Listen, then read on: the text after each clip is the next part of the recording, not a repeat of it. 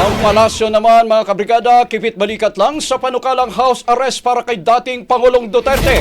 Mula sa Malacanang, Brigada Maricar Sargan, ibrigada mo! Brigada Live Report. Matabang ang reaksyon ng palasyo sa inihaing resolusyon ni Senator Alan Peter Cayetano na humihimok sa pamahalaan na makipag-ugnayan sa International Criminal Court para sa pansamantalang paglaya ni dating Pangulong Rodrigo Duterte. Layo ng resolusyon na maipaabot sa ICC ang hiling na house arrest para kay Duterte sa Philippine Embassy sa The Hague, Netherlands habang nakabinbin ang kasong crimes against humanity laban sa kanya. Sa press briefing sa Malacanang, tanging noted lang ang naging tugon ni Palace Press Officer Claire Castro sa panukala at tumanggi ng magbigay ng karagdagang detalye kung pag-aaralan ito o susuportahan ng administrasyon.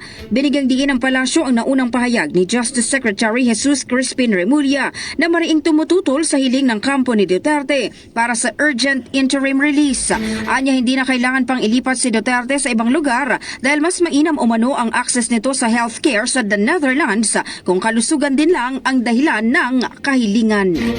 In the heart of changing lives, ako sa Brigada Maricar Sargan ng 15.1 Brigada News FM Manila, The Music and News Authority. Umahataw, Brigada. Ang bahaging ito ay hatid sa atin ng Guard C Plus with Zinc Capsule. Always protektado ang kalusugan.